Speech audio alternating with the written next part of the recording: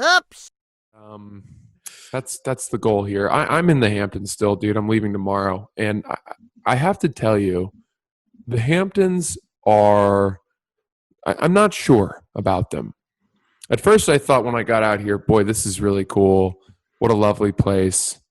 And now I've spent enough time around people with inordinate wealth that I have come to see and learn that the acquisition of memberships at beach clubs and golf courses and yacht clubs powers the entire focus of the people who live out here.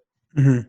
And I don't mean to overly generalize, but dude, there is so much focus on material wealth and the hierarchy and stacking of people based on where they belong, what they own, how long their driveway is, that it's kind of turning me off. Mm-hmm. Yeah, it's a little uptight for sure. And I think it's this thing where like there's always some kind of race. Yeah, and I always used to wonder because I grew up in a pretty like middle class place, and we used to think of, you know, the wealthy towns in Connecticut was our reference point. We're kind of like, oh, Greenwich, that was like the rich people, whatever. Even like towns nearby that we thought were like wealthy towns or whatever. And I realized, and then you'd think I'd be like, what do those people have to complain about? You know, they have everything. And then I remember kind of like getting to know some of these people in these, you know, high society circles or whatever. And I realized that like once you're in that bubble, you like reset and it starts over. Like you're just competing with the people in your bubble. You forget that like most people live like normal ass lives and you have like a fancy privileged life, but you're suddenly now just competing against the only people you know, which are equally or more rich people. And somehow those people are actually less happy to me. I know it sounds like a cliche. Dude, absolutely. No matter where you are in life, there's always somebody who has more everything than you do. Totally. Everything. I mean, that's really the truth of it. Even Saudi princes, every Saudi prince has an older brother who has more everything. A yacht that's 1 foot longer. Dude, can you imagine if you're a Saudi prince and your older brother got a yacht, you know, 450-foot yacht, and your older brother gets a 451-foot yacht? I bet that happens all the fucking time. And they joke about how one's a foot longer, and they act like they don't care, but the younger brother's actually very upset. Dude, they're all size queens over there.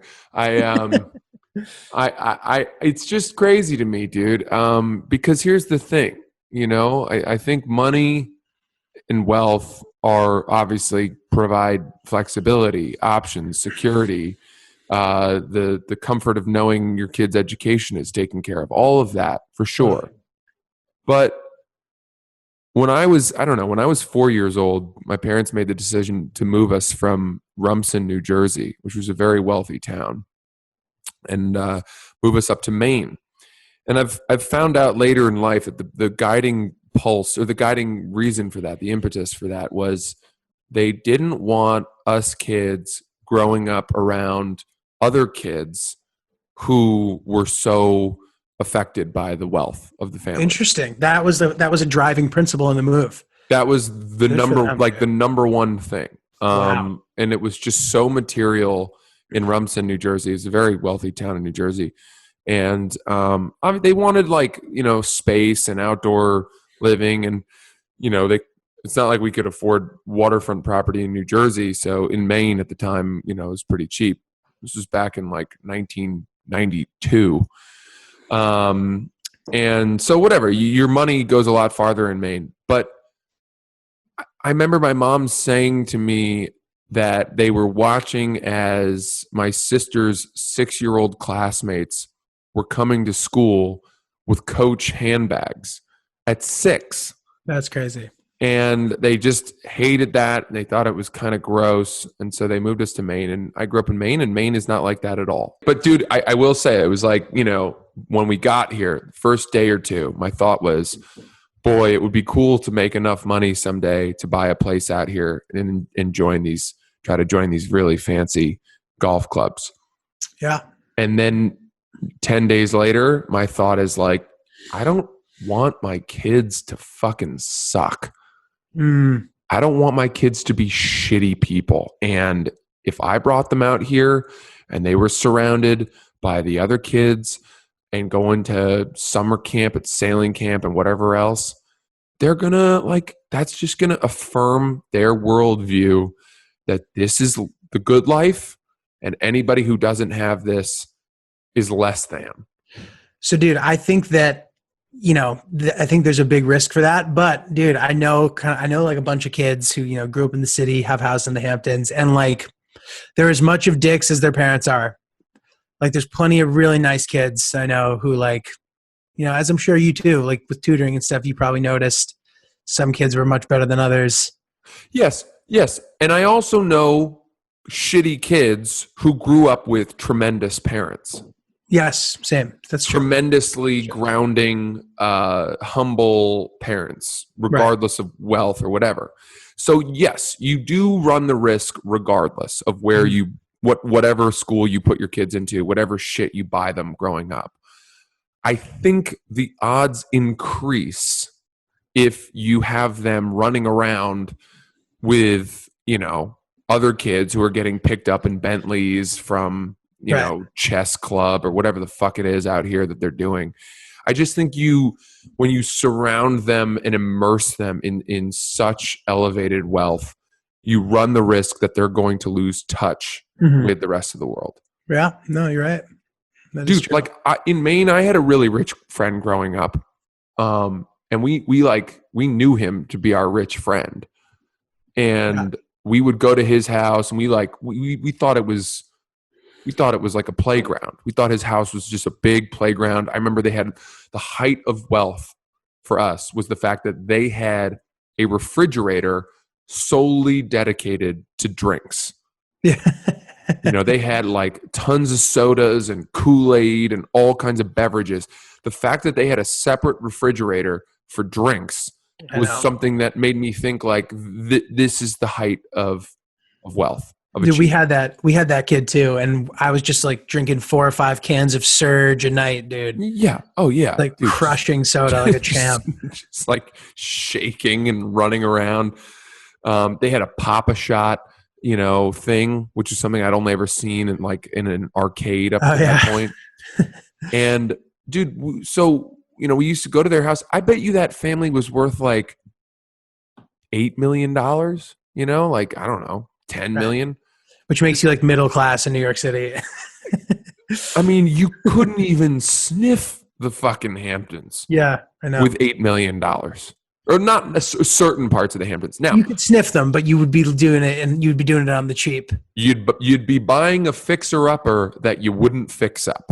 And this is assuming though, but you have an apartment in the city and a family, so you can't use the whole $8 million on your house. Bingo. Yeah, that's your nest egg. That's your like safety net. That's your everything. Yeah. Now I will say, Southampton is in a different stratosphere.